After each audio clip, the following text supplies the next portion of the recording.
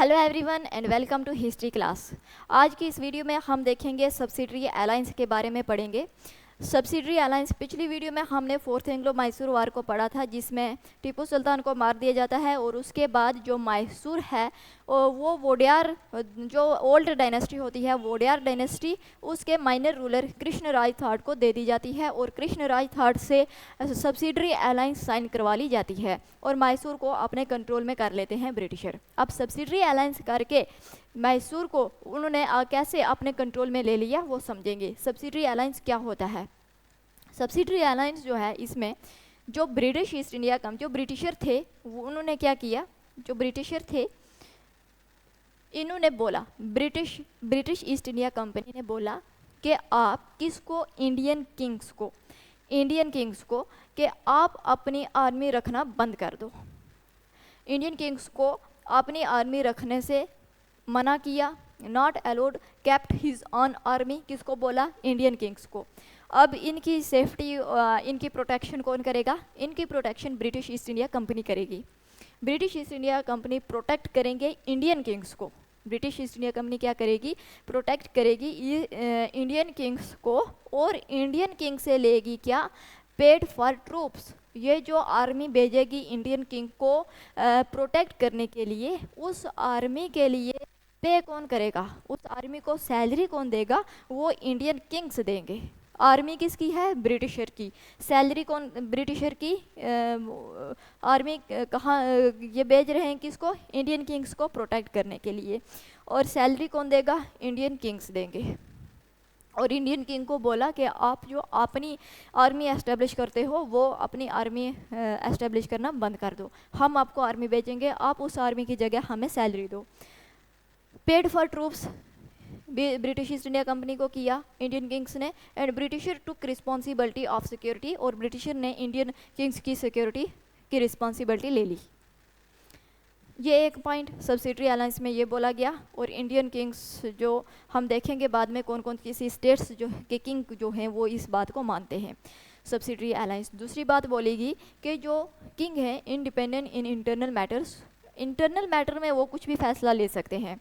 King जो है अपने इंटरनल मैटर में जो फैसला लेना है उनको ले सकते हैं, लेकिन but his foreign policy under control of britisher. लेकिन उनकी जो फॉरेन पॉलिसी है वो ब्रिटिशर के कंट्रोल में रहेगी। फॉरेन के साथ क्या ट्रेड करना है, क्या अलायंस करनी है, किसके साथ क्या करना है, वो सब कौन देखेगा? वो ब्रिटिशर देखेंगे। लेकिन जो इंटरनल मैटर्स में कुछ भी फैसला लेना हो वो कौन करेंगे? इंडियन किंग्स करेंगे। That means no external sovereignty. तीसरे नंबर पर बोला गया सब्सिडरी अलायंस में कि हम क्या करेंगे, जो ब्रिटिश का एक ऑफिसर भेजेंगे stay in Indian court called resident. इसको रेजिडेंट बोलते थे। ब्रिटिशर जो है वो अपना एक ऑफिसर भेजते थे इंडियन कोर्ट्स में और वहाँ पर वो रहता था, उसको बोलते थे रेजिडेंट। ये तीन बातें बोलेगी सब्सिडरी अलायंस में।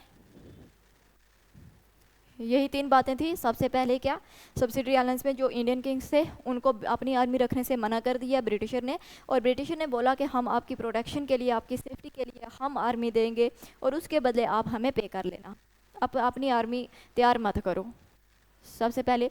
दूसरे नंबर पर कि आप इंटरनल मैटर में कुछ भी फैसला ले सकते हो लेकिन एक्सटर्नल जो है वो हम देखेंगे। तीसरे नंबर पर ब्रिटिशर जो है अपना एक ऑफिसर भेजते थे इंडियन कोर्ट्स में एज ए रेजिडेंट, उसको रेजिडेंट बोला जाता था। अब हम देखते हैं कि सबसे पहले first state accept subsidiary alliance, सबसे पहली स्टेट जो जिसने सब्सिडरी अलायंस को इन बातों को एक्सेप्ट किया था वो कौन सी थी?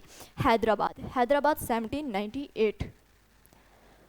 अब हैदराबाद हमने देखा फोर्थ एंग्लो मैसूर वार हुई, उसमें हैदराबाद ने ब्रिटिशर का साथ दिया, 1799 में हुई थी। और क्योंकि हैदराबाद ने 1798 में सब्सिडरी अलायंस साइन कर चुके थे तो अब ये ब्रिटिशर के अंडर आ चुके थे, तो इन्हें ब्रिटिशर का साथ देना था और इनने मिलकर फोर्थ एंग्लो मैसूर वार में मैसूर के ऊपर अटैक किया था।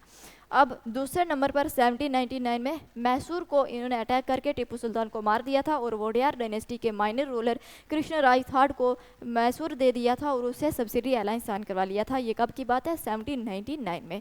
मैसूर भी किसके अंडर चला गया? ब्रिटिशर के साथ, ब्रिटिशर के अंडर, और इस सब्सिडरी अलायंस साइन करवा के।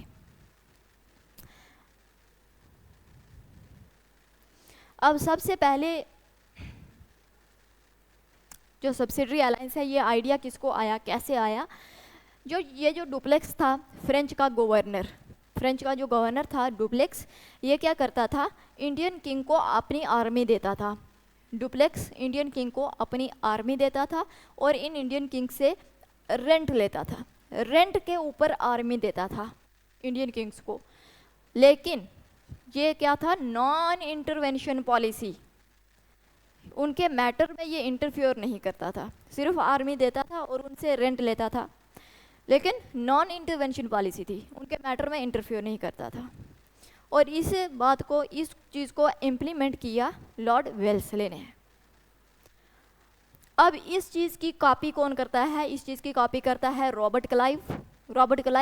अलाबर क्लाइव बैटल ऑफ बक्सर के बाद जब ट्रीटी ऑफ इलाहाबाद होती है विद शुजाउद्दौला, ये कौन है, नवाब ऑफ अवध के साथ जब ये करता है तो नवाब ऑफ अवध को बोलता है कि आपको हम सिक्योरिटी देंगे और आप हमें उसके बदले पैसा दो। ये सेम टू सेम कॉपी कौन करता है? Robert Clive. किसके साथ? Shuja-ud-Daulah, Nawab of Awadh. Treaty of Buxar के बाद ट्रीटी ऑफ इलाहाबाद होती है। इस ट्रीटी ऑफ इलाहाबाद में बोला जाता है, शुजाउद्दौला के साथ होती है कि नवाब ऑफ अवध के साथ, कि हम आपको सिक्योरिटी देंगे और आप हमें पैसा दो। ये था सब्सिडरी अलायंस। इस वीडियो में इतने रखते हैं, आगे नेक्स्ट वीडियो में करेंगे। Thank you so much.